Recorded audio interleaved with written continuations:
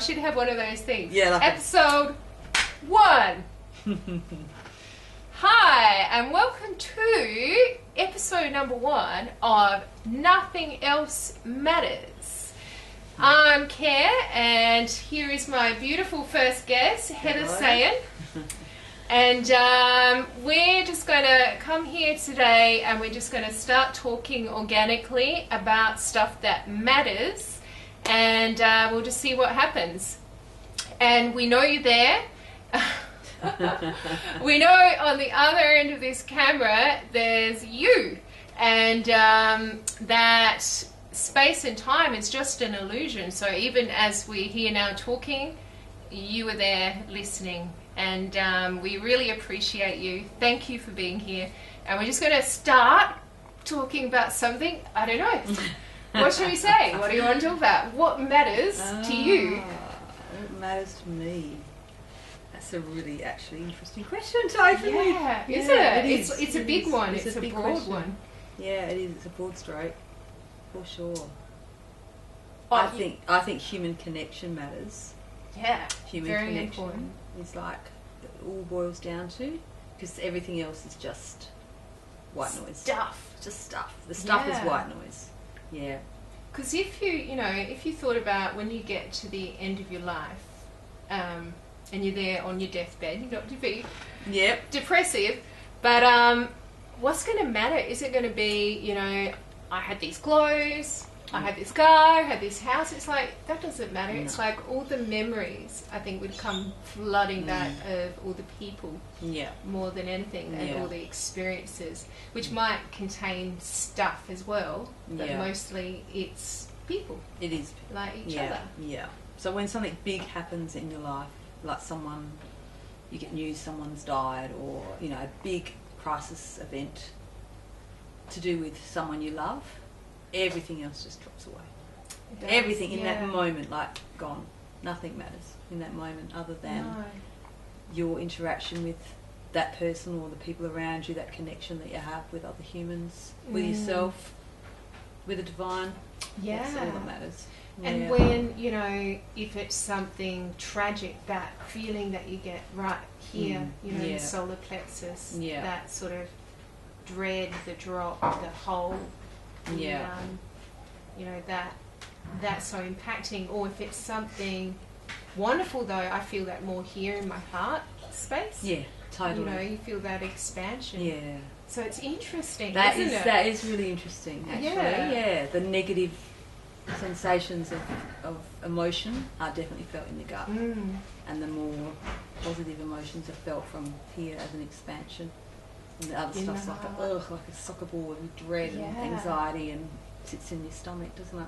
Well, that that feeling, that hollowness, I'll talk to you too. That hollowness that you can feel here, that I recall over many years, feeling that emptiness when I've been going through things that have been hard, and just feeling like, it's such a horrible feeling. Isn't it? What do you think that feeling is? Where does it come from? Oh, we're having a glass of wine, by the way, because cheers, it's my friend. Cheers. It's what day is it? Saturday? It's Friday. It's Friday, and it's after 5. So it's a pre-dinner drink. It is. We need a pre-dinner drink. Well, the solar plexus too. That's like that's connected to your inner child, isn't it? I think so. So when we have that, a lot of our trauma does stem from childhood, doesn't it? Yeah. So when we have stuff even come up as an adult, it always goes back to stuff that happened as a child. So maybe that's why we get it here. Yeah. And then as we kind of raise, as we learn and expand, it is more here, isn't it? And then we go further up. I've noticed I've had, I don't really get headaches, but recently I've had just that denseness in my head. But I think that might be like the light codes and that expansion. Yeah. So I'm really noting all the chakra feelings. Yeah. But then, when we go through our Sorry, I'm still. I'm trying to remember to keep you as part of this. When we go through our menstrual cycle, obviously that's low and dense in our sort of sacral. Yeah.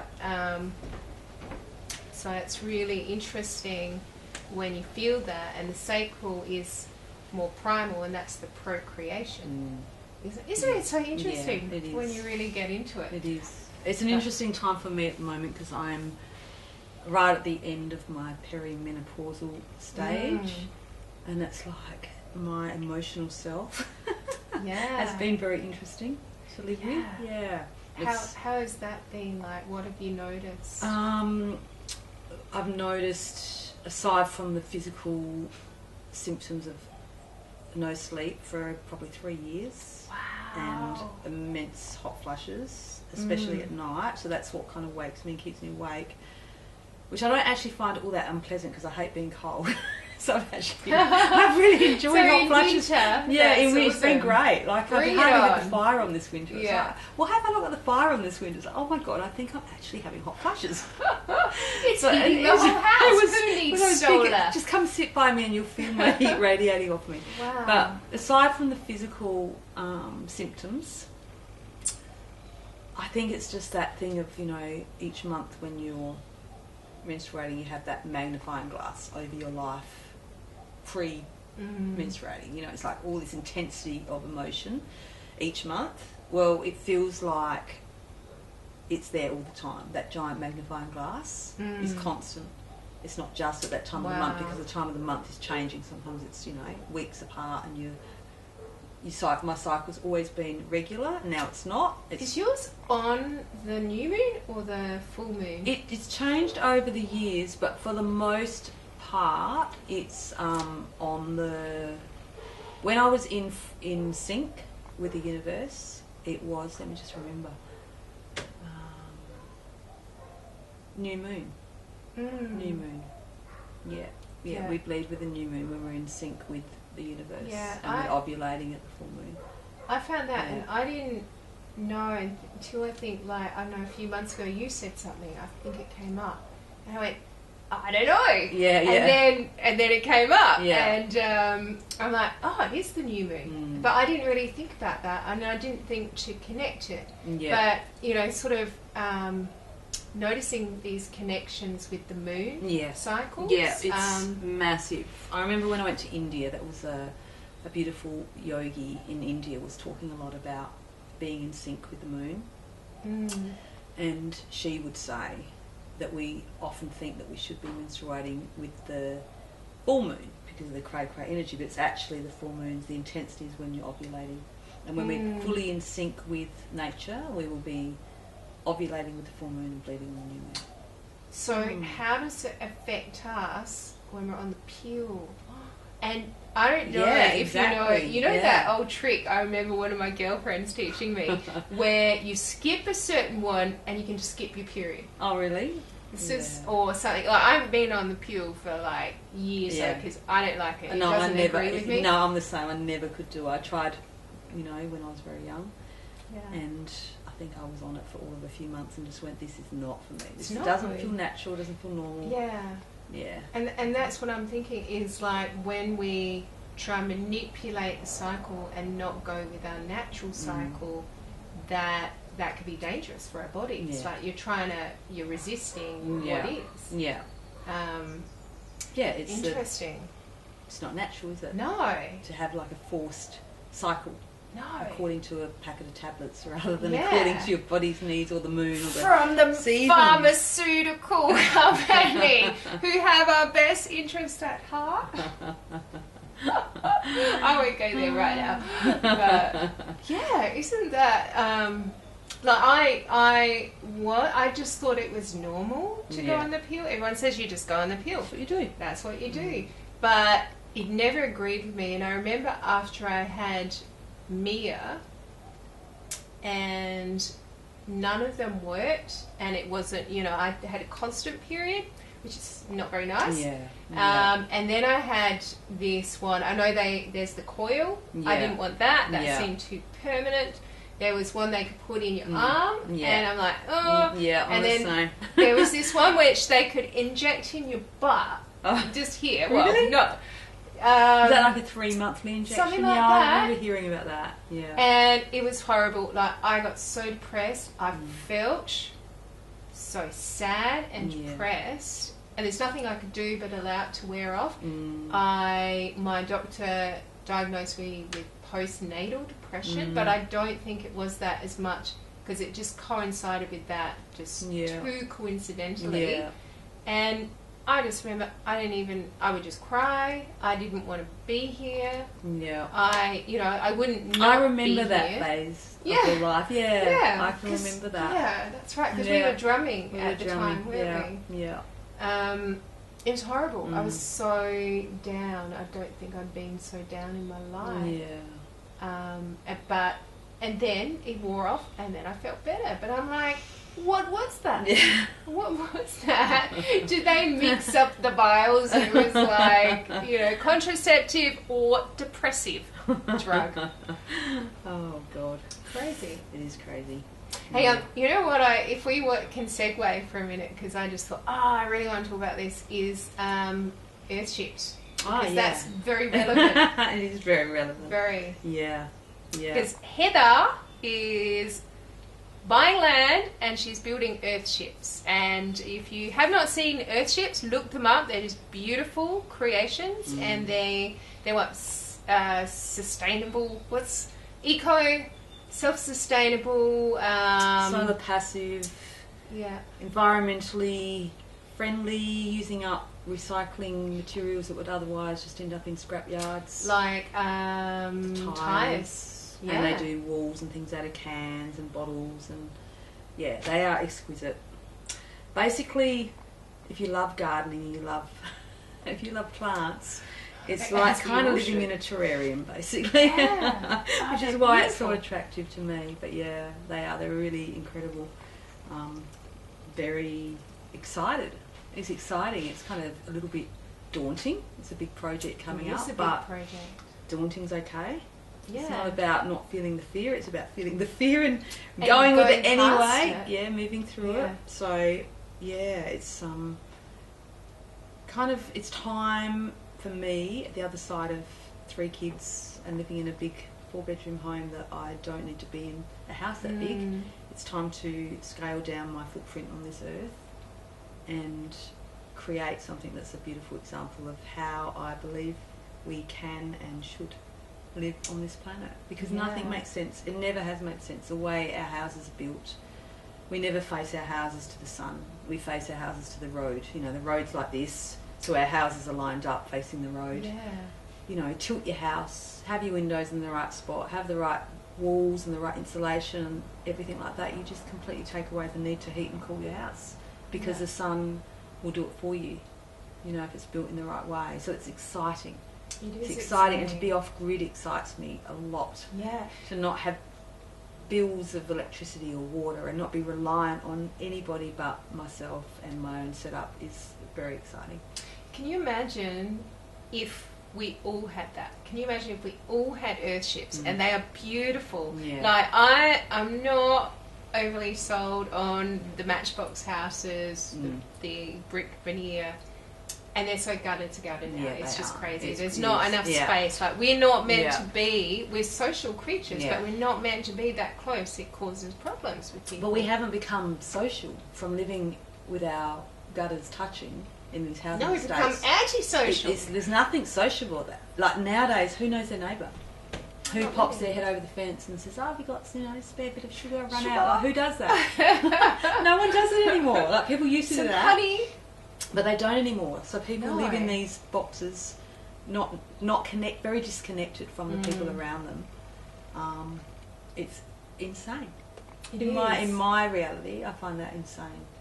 And I don't know what the solution is to the population and the housing crisis that we see, but I know that what we're doing isn't the solution. I put my 2 cents worth in? Because I have $2 worth on this one. Yeah, I would like to say that the Airbnb craze is very bad for society. Very, very bad for society, because all these homes that were once permanent rentals are now available for people who can afford to go on holidays, and people who can't afford to buy a home are left short. Like, there's people living in their cars, there's mothers, single mothers living with children in their cars. It's like, it's horrible. It's really horrible. And I think as society, we need to really think about the choices we make. And we need to, you know, if you're a homeowner and you're Airbnb, maybe consider putting it back in permanent rental, because the impact it has on society is just massive. And house prices go up as well, and then people are left with nowhere to go. But maybe like what you're doing with the earthships, and they're kind of like tiny earthships, aren't they? They're not tiny homes. They're about 65 square metres each one. So there's a ground floor and then like a sleeping platform of a mezzanine floor. So larger than a tiny home, smaller than a normal home, little kitchenette. They're little, but they're plenty and more than what you need to live in. So if you're going on a holiday, where holidays are normally short, aren't they? That's right. So you don't need like a big 4 or 5 bedroom house which could house a whole family. My utopia, if I look at how we should be living, and with the housing crisis, and instead of subdividing all our blocks like locally where we live into these, 400 square metre allotments, that it's mental. It just does not make sense. We should be keeping the quarter-acre blocks, maybe putting 4 tiny homes or small dwellings and having a communal garden and a communal play space for the kids, and everyone pitches in. And to like me, an that outdoor cooking area, yes, that makes sense. Like communes didn't work. The 70s tried it, and there's something that does not work about living in a commune. It always ends up failing in some way. So we need to keep our autonomy. In our villages, we need to keep autonomy with our family unit and our space to live. This is my own personal thing. Like personally, I think I want to keep autonomy. But if I could set up a piece of land that I had all my people living in little houses spread around, we had a communal space, a communal garden, a communal play space for kids. That's the village. You create the village, and you all work together to create the food. And we've got to strip it back from the globalisation that's happening. We need to grow our own food. Grow the food, produce the food, cook the food, preserve the food, and do it as a little village. And then you go back to your little house. To your little house. It's not huge, so it's easy to clean. Doesn't take all day. It takes an hour. Can I share a story? Yeah. When I was young and backpacking around, well, I didn't actually get very far, but I spent a lot of time living in Greece and a lot of time living in Turkey. And one of the most beautiful experiences I had was living in this little village in the south of Turkey. And it was a village of about 200 people as a population. It was, well water, there was no running taps. It was very backwards. It felt like a step back in time. And for me, it was heaven. It was like I found this little utopian place, which I had. I found this utopia. And I actually got stranded there because my money had got stolen. So the universe popped me in this amazing situation where I was stuck in this little village, which was like the gift of my life, really. And in that time, the villagers all kind of adopted me as their foreign little pet. It was wonderful. I love it was wonderful. And so the women, I kind of built trust, and everyone just kind of included me like I was a local. I lived there over winter, so there were no tourists around. I was the only foreigner. I learned to speak the language very quickly because I had to.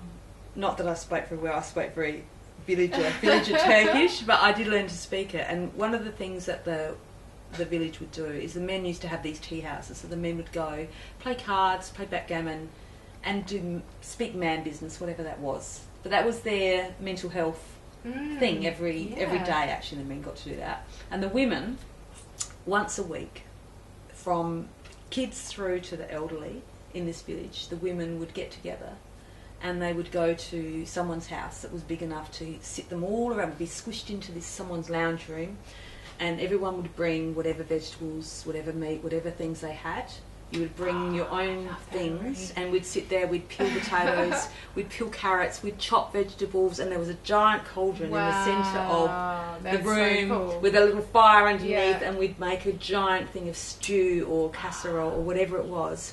Yeah. And what would happen was, you know, the women would sit around cooking together for the whole day and debriefing, sharing, like, my husband, I didn't really understand it all, but it was like, my kids are driving me mad, and my husband this, and they would sit and talk and share and solve the problems of the universe in that day, once a week. As women do. And then they would cook. And, you know, I can remember, because I didn't have a lot of the language, it was like times when they were young, the young girls there, like, learning to breastfeed, and, you know, the older women would come along and help. There was all this this amazing connection. That's so intergenerational, and that was what really hit me, was this intergenerational connection that was experienced there. And then at the end of the day, they would all have their containers, and they would divvy up the food. They'd go home with a big pot of beautiful food that would last a few days. So they'd done the cooking for a few days, and they'd go away, eat their food, and the next week back again. And they were like some of the happiest days of my life.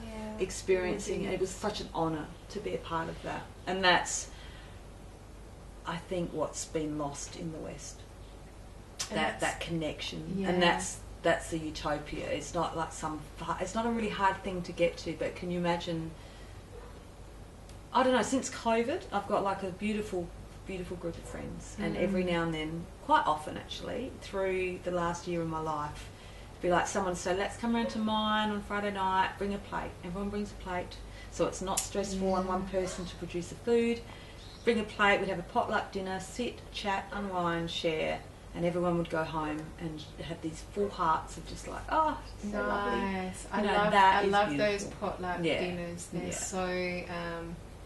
so why should one person just go, right, I got to stress and make all the food? It's like, no, everybody bring a plate. So that whole thing in Turkey that I experienced has always touched my whole life as a almost like a measuring stick of what's missing in the West. Like, what's missing in my world is that exact thing of like, how beautiful is that? And then how many mental health issues do we have in our society that could perhaps be avoided? Because the connection is people are so lonely. There's so many people on their own and having to deal with so much. Like, we kind of take for granted that we kind of figure people have got this life sorted, you know, and they know what they're doing. But I actually remember when I was younger going, does everybody have it worked out but me? This world is crazy. It's funny. I bumped into a friend this morning, and he was like, I don't think I've actually got my shit figured out yet, Heather. He's 65. No, I think I said, none of us do. None of us do. We all think that everyone else has got it worked out. Everyone else has it sorted. Yeah. So that's what we should say to you right now. None of us have it worked out. If you don't feel like you're behind the 8 ball or anything, because everybody's working it out and it's a constant thing. And that reminds me, you know, we were talking the other day on the phone, and we're talking about that rite of passage that from feeling unworthy. Yeah. Like, that was an amazing conversation. We went rolling the camera there, wasn't it? We needed to be recording that. Yeah. But that, like, as we've kind of worked out, and Heather and I have amazing conversations, and they just go everywhere. It's like everything in between the earth and the stars and the sun and spirit and, you know, where we are here in this little matrix as well. But that feeling unworthy and not deserving, like, I'm gathering that everybody goes through that. Yeah. And I know I've gone through that. I'm just getting to a point now where I go, I am worthy, but I am deserving. We know we're worthy as we get older and evolve and grow. We know, like, intellectually, and even like here and in our heart and in our gut. But still, still those it's like onion layers. It's like we resolve a layer of it, and we come back to, yes, I am worthy, and yes, I am lovable, Yeah. and whatever it is, and then something else trips something us comes up, and we just go, oh, I'm still there, or I'm back there. But it's not actually that we're moving backwards, it's just that it's another layer of it to come up and be healed and resolved. Yeah. And it's, that's come up for me in the last week, where I've gone like, I'm not where I thought I was.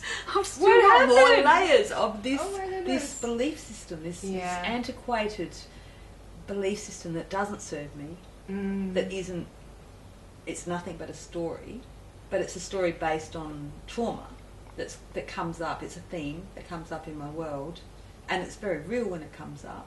And intellectually I know that I'm extremely worthy and I'm extremely lovable, but it still comes up. It does. But what happens, I think, is each time it comes up, it's less, it pulls me less off my centre.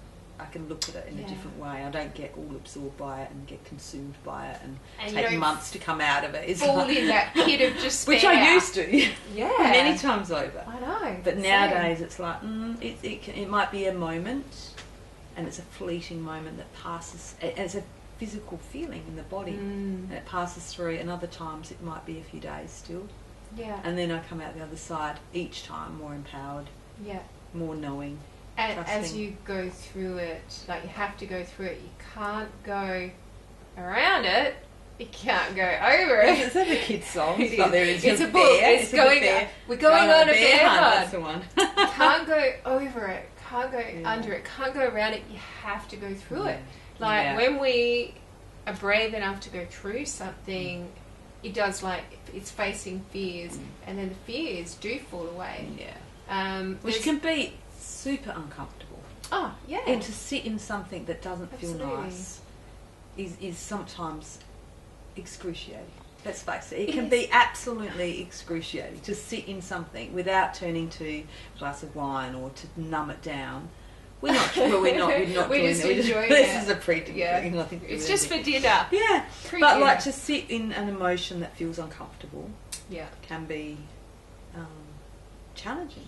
It's challenging. It's not easy. And even like and with relationships, it can be, stuff comes up. People trigger each other, and in that triggered moment, things can feel prickly and nasty and not nice, and we don't really want them to happen. But if you sit with it and move through it and kind of remove yourself from it, you can witness it from a space that's less personal. Yeah. And then it's like with less attachment. Less attachment, yeah. I find it's the thinking of something coming, it's the before you face the fear, when you know there's something you have to deal with, that is the worst. And the dealing with isn't as hard. Yeah, no. And then I go, oh my God, that was actually how easy. many times in your life have you been in a state of fear where you've been holding on to the old for dear life? And I always see it in my mind's eye, like the analogy of it for me, when I've been there, and sometimes I've been there for years before I've taken action, is I feel myself literally, I'm hanging off the edge of a cliff and my knuckles are white, my fingers are white from holding on for dear life, and I'm petrified. Resonate. Totally. Petrified. And I've been there for 2 years. And then one day, sometimes it's a day you're there. Nowadays I don't really hang there anymore, but I used to. And you'd be there, your knuckles are white, you're like shaking, you've got nothing left, and then one day you just go, I surrender. And you lift those fingers and you fall and you hit the bottom and you go,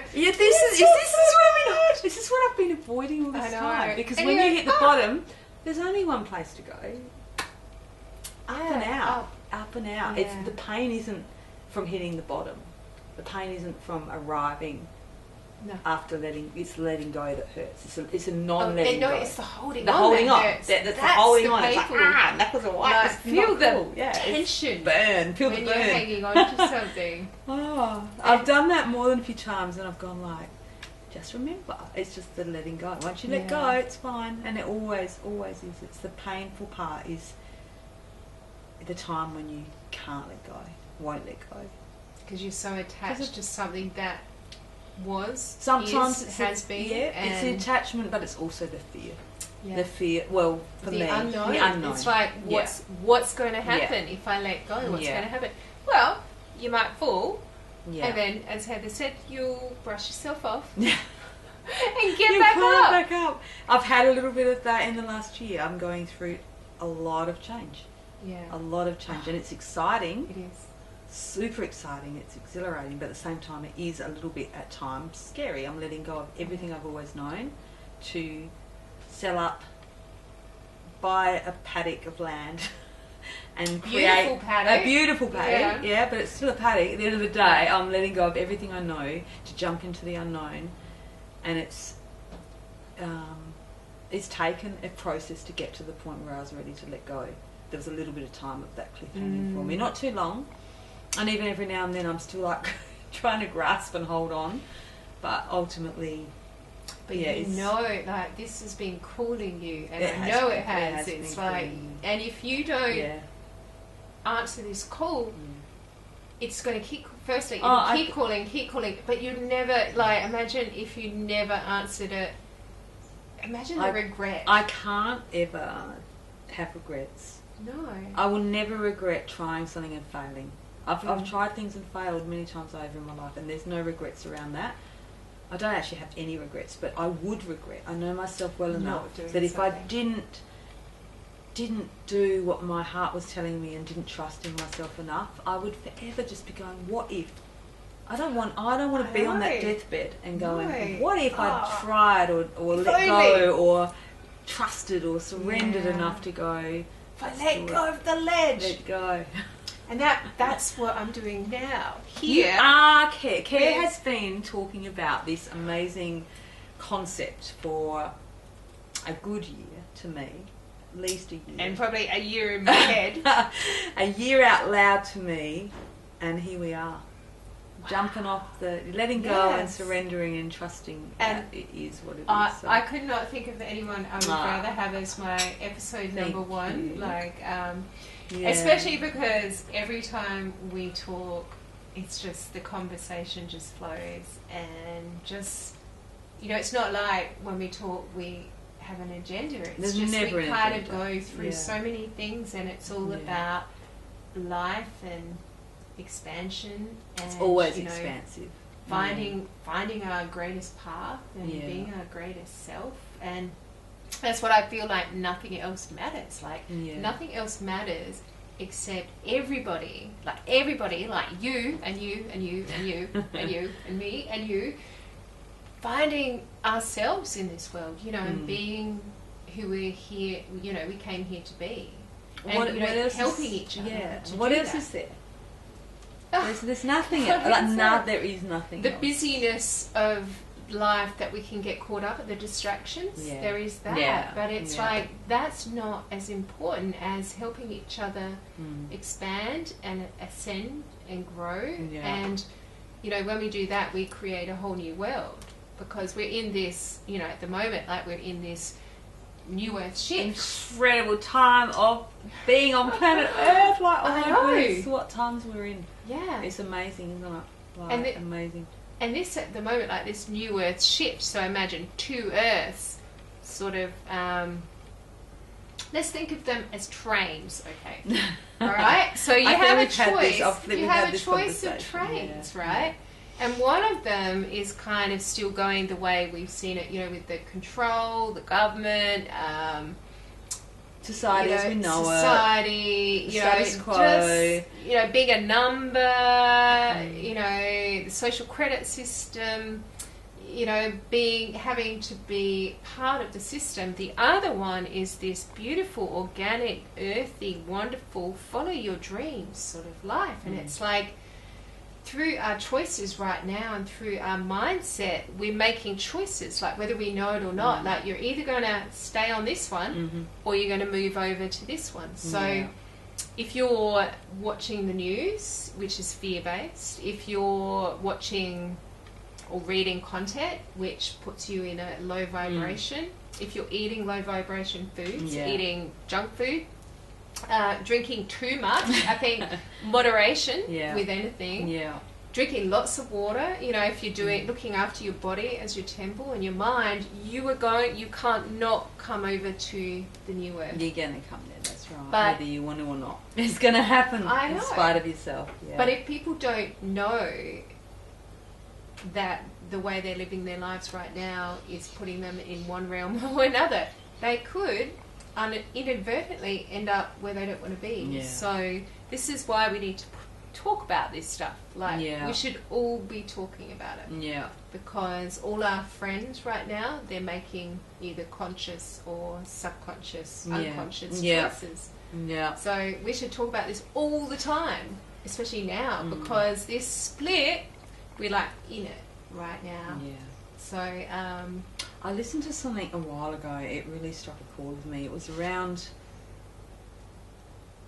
the energy that's kind of coming in. If you think about the layers of... That it's not that we're here or here on those trains. That it's all one... If you think about it like an energy, and we can be within that energy moving between those trains. It's not like they're two... to a certain point. To a certain point. Yeah. To a certain point, and then as they leave the station, then you're, it's like whatever train you're on, and there'll be a point where you can't get off. Yeah. So, but it's all combined. All now. combined at the minute. Yeah, it's going to be a big year, 2024. It's going to be a very, like, on an energetic level of the planet, it's a massive year of awakening. It is. Yeah. And it's an 8 year. It's an 8 year. 8 year. So this is what I have been gathering. So look at this. Have you number been 8. looking at like your numerology lately? Yeah. I have too. I can't get away from it at the moment. Since the new year came in, it's like I'm just been back into reading and absorbing and looking at where I am numerologically, so personally, and also the planet. Yeah, everything is numbers. It is numbers. Astrology, astronomy, like... What life path number are you? 5. 5, Yeah. Cool. Change. Freedom. Yeah. I've picked up, after you mentioned about numerology the other day, I picked up a book. I've got quite a few books, but I'm like, you know what? I need to know more. Yeah. I need to actually study it more. Yeah. And, you know, astrology, just like know thyself. It's like know your number. Yeah. Know your star sign. Yeah. Because it's all just tools to understand what your purpose is. Yeah. In this lifetime. Like it's not any one given thing, but they're all layers of self-understanding. Because you read about yourself from your life path number, for example, you just go, okay, that makes sense. I get it. I get that. Yes, that's me in my positive. That's me in my lesson when I'm not on my path. It's exactly how it unfolds for me. Yeah, it's quite fascinating. I find numerology absolutely fascinating. Isn't it? Yeah.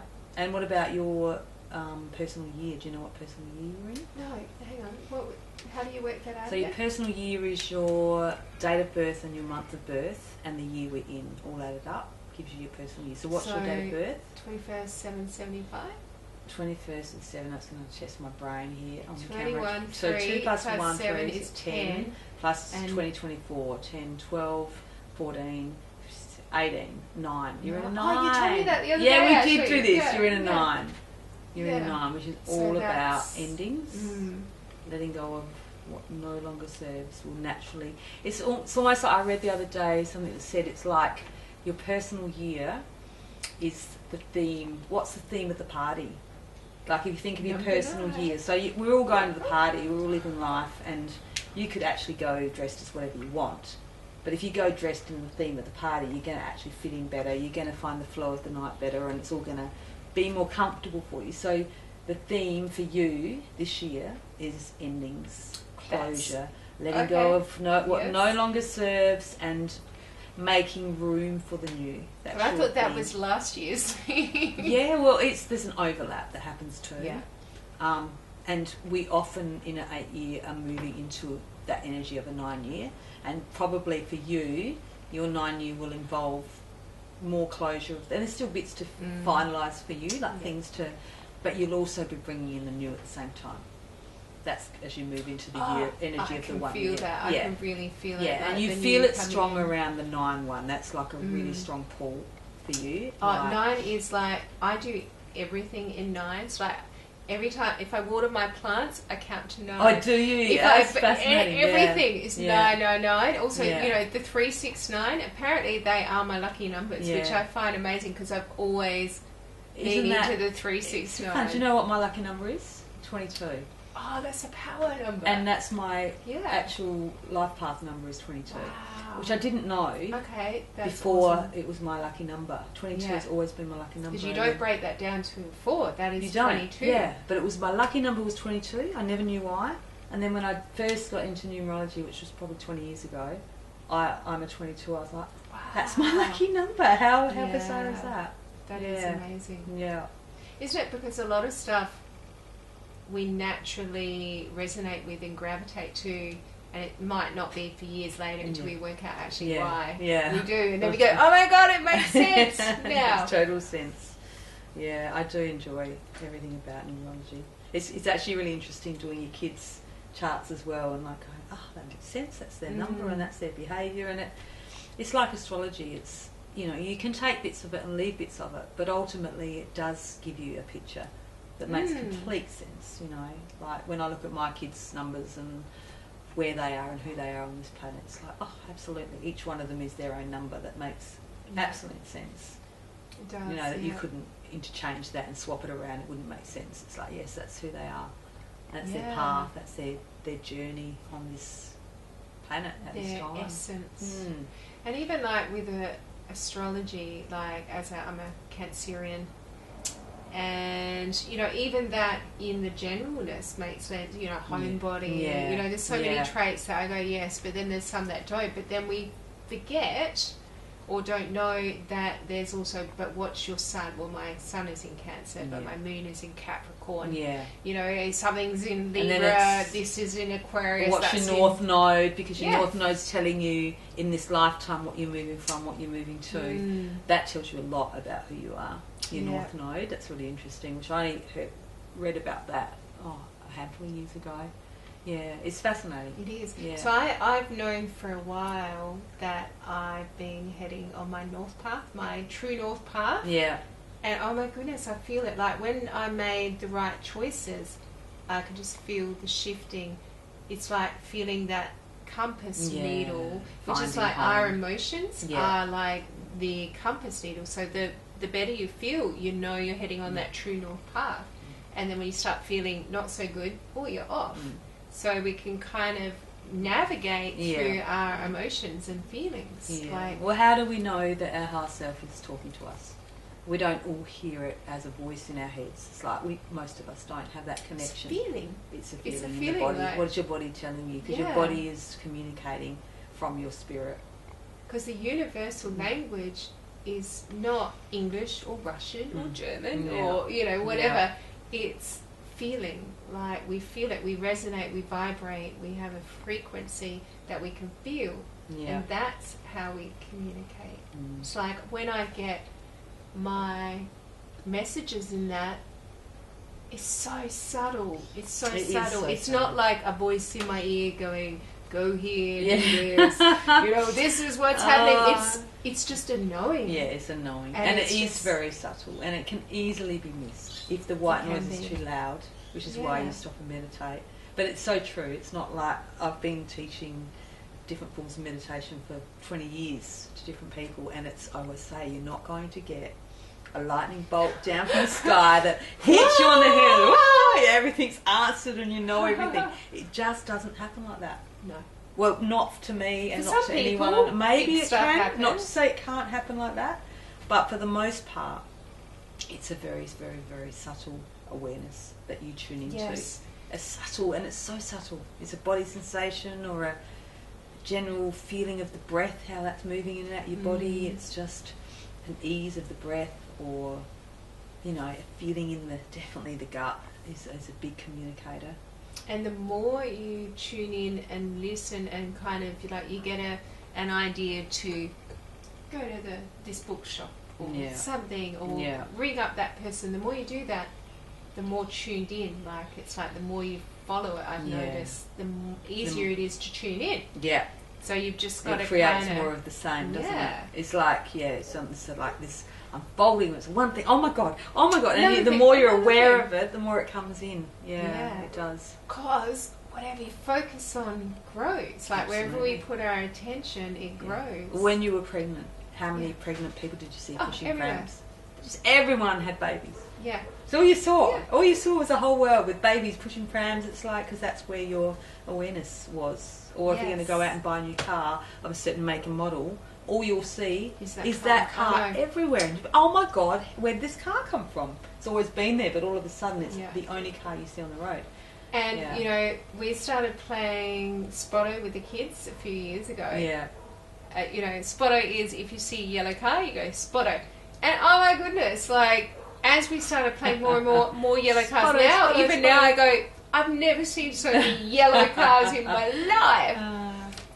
And so, you know, and thinking of that and knowing that, what should we be focusing on then to grow? Yeah.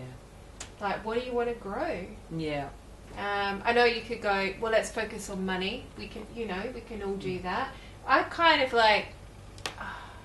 It's a wonderful byproduct of life. Like, it is. It's a byproduct, though. It is. Like, it's not a focus for me. I find that too. Like, and I know we can all do it because this is how it works. But I find it doesn't pull me in that well. Although it's an important part. It's like part of the whole cycle of life. But it's like I get more drawn to, I don't know, just beauty. Beautiful trees, gardens, lovely weather, rainbows. Like, I started rainbow chasing, like, and I never saw so many rainbows in my life. Wow. And I saw like a triple rainbow. So I saw there was a rainbow, and then I went, oh my god, it's a double, it's a double, it's a double. But then I went, hang on a sec, the inner one had like a mini rainbow in it, like tighter, and I went, it's a triple. Wow. It was amazing. And then the more I looked for them, the more I found. It was just phenomenal. So it's like, we should really think about what we want to find and find it. That's it. Because this is something that, and I know it's been said before, but it came to me a number of years ago, and I hadn't heard it, but it was like, what you seek seeks you. And I really get it. And then I know it's a thing. It's like something already out there. Someone's already said it. But it's whatever you're seeking, it's like a magnet. Because you're seeking it, it starts coming towards you until at some point you just meet. So it's like we need to be conscious of what we're seeking. Yeah. Because sometimes we seek stuff out of fear or, you know, in that focus. Yeah. And then it does come up. It does. A dear friend and mentor of mine used to say to me, there's only two ways to live your life. It's to be the dreamer or to be dreamed. Oh, I'm a dreamer. Yeah. So if you dreamed, it means you're sleepwalking. You're sleepwalking through your life and someone else is dreaming you around you because you're not dreaming it yourself. So do you want to be the dreamer? Do you want to create? Do you want to be the creator and the dreamer of your own existence, your own reality, or do you just want to be dreamed? And there's two types of people, the dreamers and the ones that are dreamed, and there's nothing in between. No. So you have to consciously choose to be the dreamer of your own reality. The dream, is that what they call NPCs? Yeah, I think so, yeah. You know something I've been saying to Sian too in that is, I just had a brain fog. It was there, and then I just went... buzzed away. It is. So we are the creator of our life because we project, we create within and project without. Like, we don't realise, though, because often we're just looking at what is, bring it back in and regurgitating it. Yeah. So we're just recreating what's already there, but we have the power to create.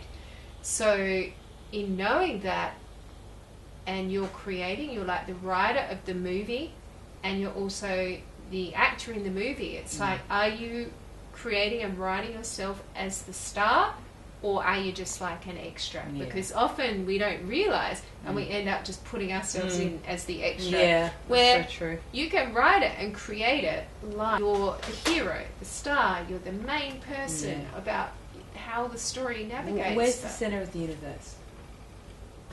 Yeah, exactly. Exactly. The centre of my universe is right here. Yeah. I'm at the centre of the universe, and you're at, and we all are. We're all at the centre of our own universe. Like, we all are. That's just so beautiful when you look at it like that. There's no out there, the centre somewhere. It's here. It is here. Yeah, it's here for me, and it's there for you. Yeah. And they're there for you. Yeah.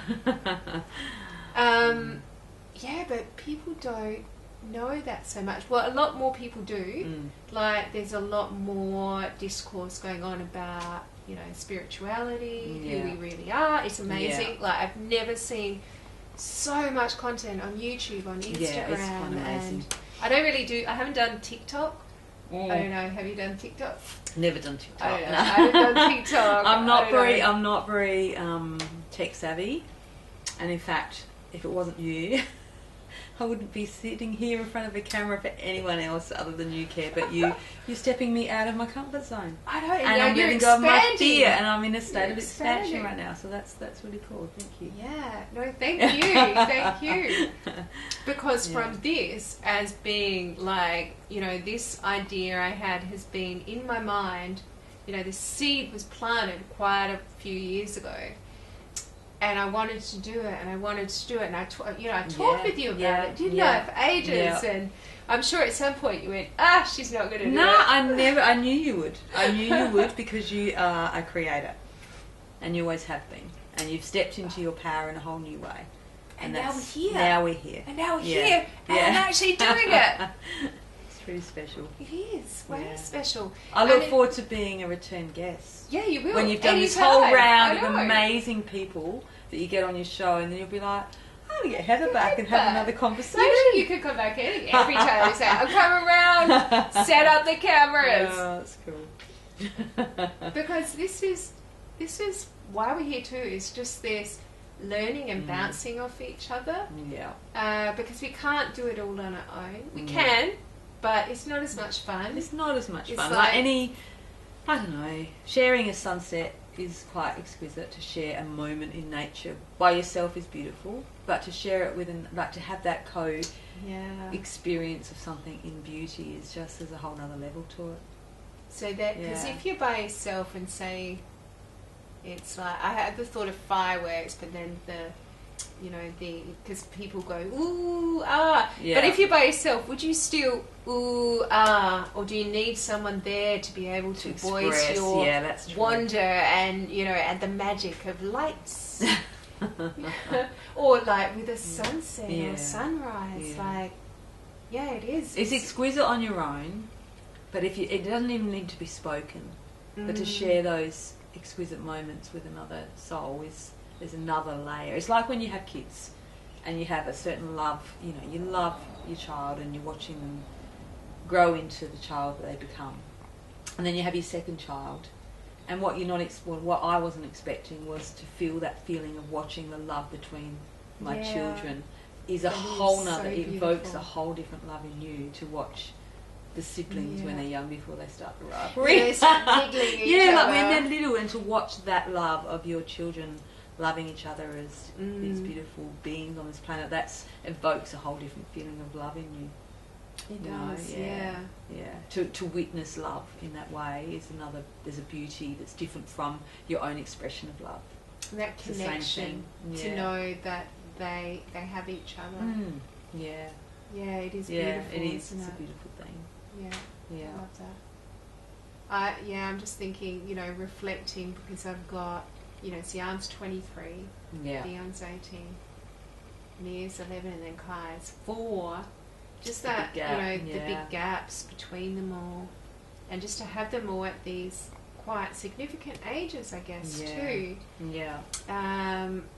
But, you know, when I see them together, when they're in their loving nature, I mean, there's times when I see them and then, well, Mia and Kai, you know, but, you know, and sometimes maybe Dion and Sion niggle each other. I haven't really seen that lately, but to see them when they're truly just loving being with each other and they know that they're bonded, they just are, because they're like family. It's beautiful, isn't it? Yeah, like going, that just goes back to the start again, is, when I said what matters to you, you said connection. That's so, that is the most beautiful crux of thing everything that we have. It is, isn't it? And because we are so connected, we are all that is. Like, we're all part of the same energy. So we're never not connected with each other, and I'm you, you are I. We're just the same self looking through a different lens, like a different perspective. Like, you are part of that. We are all part of this, amazing, wonderful energy that is just experiencing itself through all different angles. Like 8 billion of us, and then different all the vessels, animals, and the plants, and the rocks, and everything, the insects. Like, how amazing. It is. That kind of makes me think too, like, how could anyone hurt anyone or anything else, because they are doing it to themselves, essentially. But again, people don't know that, but then that's part of the one self knowing itself. That's that right. Sometimes it hurts. Yeah, that's the journey. Yeah, we're all coming home, aren't we, to that knowing, that oneness. The oneness. And when we were talking the other day again about that worthiness and the deserving, and how we were sort of reflecting on the closer, as we go through life and we learn and we expand, the closer we come back to source and the true, like, unconditional love, is when that feeling of worthiness and deserving is just there. So it's like, we have to, this is what we talked about the other week, we have to know what it's like to not feel it in order to really feel it. It's a contrast, isn't it? It's a contrast for anything, like it puts you in a different space. To feel the opposite of a feeling, the contrasting feelings, make you appreciate the feeling that you otherwise don't have anything to appreciate it from. It is a different space to appreciate it from, isn't it? Yeah, it is. Otherwise, how do you know any different? It just is. Because if we didn't know sad, I mean, I'm sure a lot of us have reflected on this, how would we really know when we're happy? Otherwise, we would just be numb. We would just be the same. I don't really want to. It would have no meaning without the emotion. No, we don't want a flat line. I used to always, when I was younger, kind of think like happiness was, the optimal state that I was striving for. And then somewhere along the line, I was probably, in my early 20s, I went, no, happiness isn't the ultimate state. Contentment is. Contentment's the ultimate state, because if I'm in a state of contentment, I can be living all of my emotions, happiness, sadness, madness, angry, freaking resentment, whatever, but I can still be centered in my space of contentment. But if I'm only striving to be happy, happy is a feeling that is an emotion, and emotions are energy and movement, aren't they? They're just like things that move through us. So we can't hold happiness. We can't hold on to that. Like, it's just something that passes. It's not a constant. And if we strive for that as our measuring stick for a state of being, of our utopia existence, it's unreachable, it's undoable, it's not actually unsustainable. It's unsustainable. So contentment, though, I can be miserable, I can be grieving, I can be in the saddest place of my life, moving through a lot of really uncomfortable emotions, but I can also be content in that. And I can also be happy and elated and like exuberant and bouncing off the walls like I do, and I can be centered in that space of contentment. So if you've got that as your core, like for me, that's my core place that I strive to be, is in a state of contentment, because then I can have any emotion move through me, and it's okay. That's accepting all the emotions that I need to live in any given moment, day, month, year, whatever. It's just like that's the striving point for me. Am I content? In other words, am I at peace with myself, really? And Yeah. I've found that over the years where I struggled when I would come up against something adverse, like, you know, a negative situation, and I've never been one for confrontation. I'm not a confrontational person. As nor am I. I do not like confrontation. We don't enjoy confrontation. I don't like aggression. It Yeah. doesn't gel with me. I'm not an aggressive person. And I would struggle, and it would cause me to fall in a pit. But then as I've gone along and I've learned about myself and I've grown, I found, you know, and this is only really in the last 3 years or so, couple of years, that as stuff comes up, I'm able to hold that center place and be okay. So even when it doesn't feel good, it might not be a positive situation, I'm okay. And I'm like, oh, wow. It doesn't mean I'm happy, but I'm okay. And it must, you know, maybe it's that contentment that no matter what, I can get through this, and I know it will pass. It's okay. I don't need to fall. I don't need to struggle, but just keep going through it. And then through that, I do feel stronger. Like I feel like like I have expanded as an energy. It's good. It's like learning to ride the life wave no matter what comes. Whether there's rocks in the water or the wave's too big or there's sharks or whatever, it's like, you know what, I can do this. I'll go around that. I'll go over the shark. And we I'll never go over the back of the wave. We never have more than we can handle. We'll never be served more than we can handle. And it's like, what do they say? It's times of adversities where the growth is. That's where we grow. Oh, we don't grow when everything's just like, nice. Like nice and smooth, and you know, we can't be in that state all the time. The adversity that comes in, the things that we feel as negative or challenges, that's the growth. The growth comes in those moments. And that's where, you know, hindsight's a wonderful thing, because when I've had really big stuff and I've had stuff which has been hard and painful, and at the time it's been a struggle, but it's later I've gone, oh my God, look what happened to me through that. And it's so good. Like, I would not be here right now if not for that. So I'm like thankful. Grateful for Grateful. Not at the time. It's hard to I'll repeat that, not at the time. In the moment it can be excruciating and we are not happy with it. But like you said, the hindsight, when you look back and you just go, gratitude for every single... there's not one thing in my life that I'm not grateful for. For each interaction, for each relationship, for each part of my painful things that have happened through my years, as well as all the joy. Every single part makes me who I am today, and where I am today is sitting here having this conversation with you. So it's perfect. Everything's perfect as it is. Yeah. And we are where we are when we're in it, when we are it. Is that right? Yes. we are who we are when we are it right now. And really, would you change anything in this moment now? No, nothing.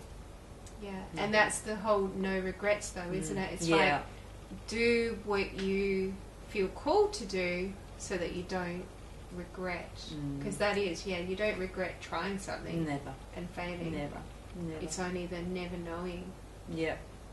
How do you know if you don't give it a go? Exactly. Hence that's why we're here. That's why we're right here. Now. Episode number 1. Wow, I'm so happy to be at this point now, because, you know, I could procrastinate. It could be another couple of years and I'm going, Heather, I'll book you in soon. I'll book you in. And me saying, I'll do it soon. I've got like a clear diary in 6 months' time. Not yet. Well, I feel good. I feel like this is divine timing, because I know you're about to get busy too.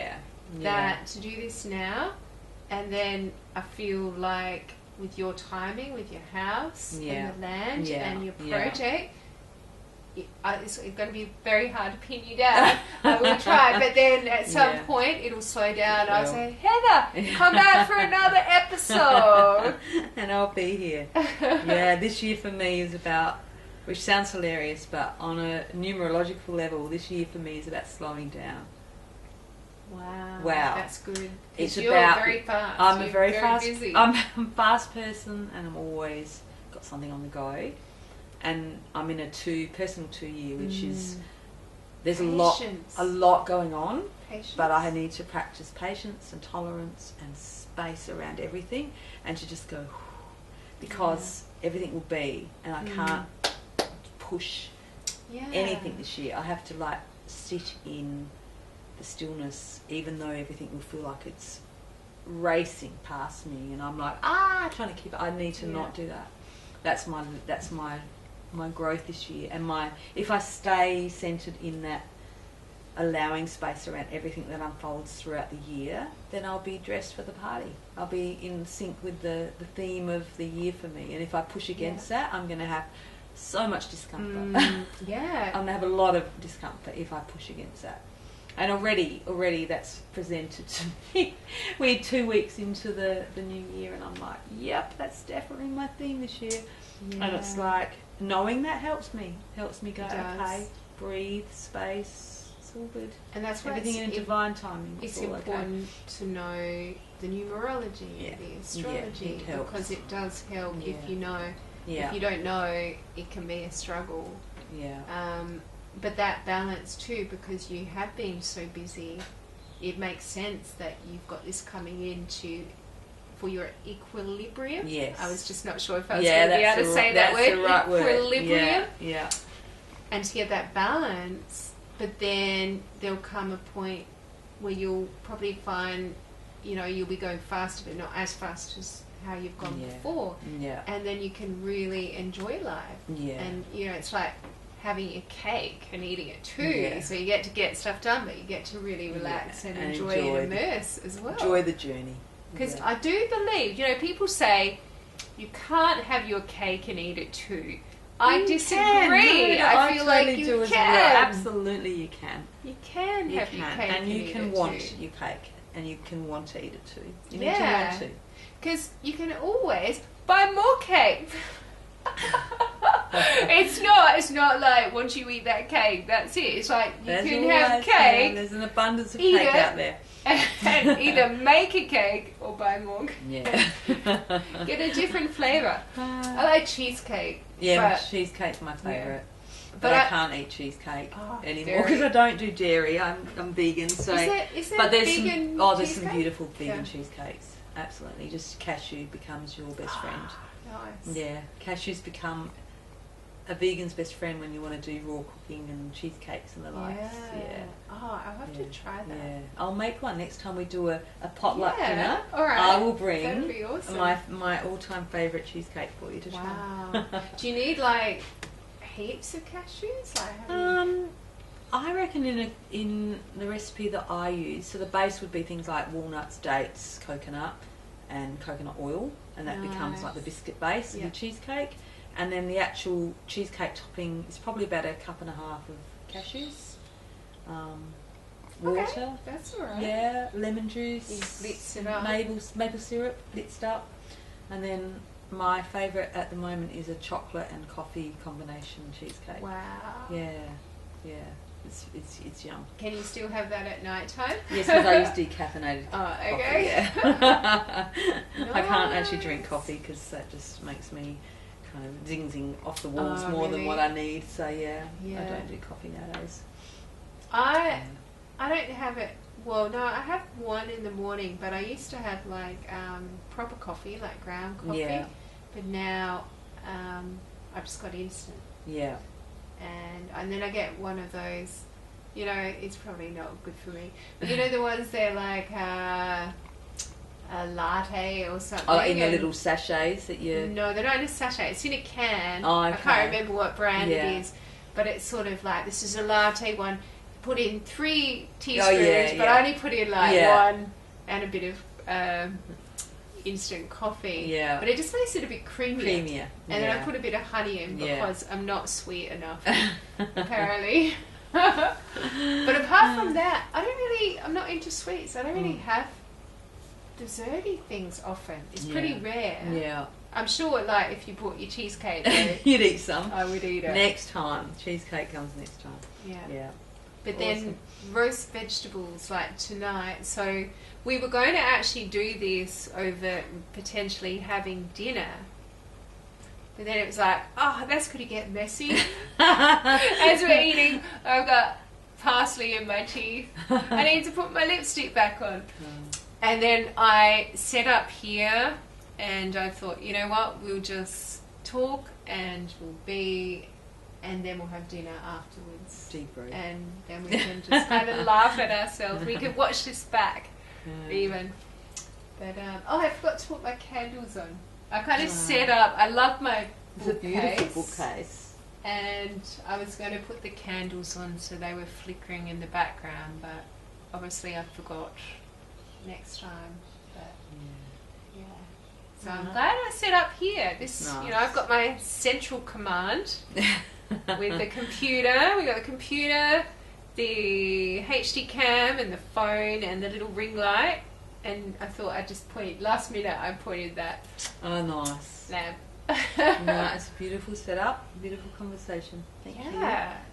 I wonder how long we've gone for.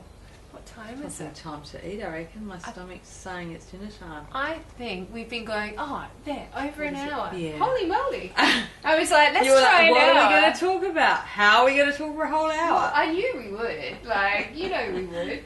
It was just the matter of, can we do it with a camera? Because we know we can do it. Yeah. It's like, is it going to flow so well, knowing that we've kind of got somebody there? Hi. I think that was all right. That was good. You happy? Thank you, yeah. That was amazing. Thank you, Heather, And my you beautiful are very, soul very sister. welcome, and I look forward to watching future episodes with all the beautiful future souls that come on and share their little words of wisdom I and have a their bit thing of, about what matters in this world. Yeah. Yeah. But I look forward to experiencing the different conversations that you bring, and it's exciting. And here's to a wonderful journey. We've got our water now. You've got water now, you're off the wine. Yeah. Thanks, guys. Thank you. Love you lots. Bye.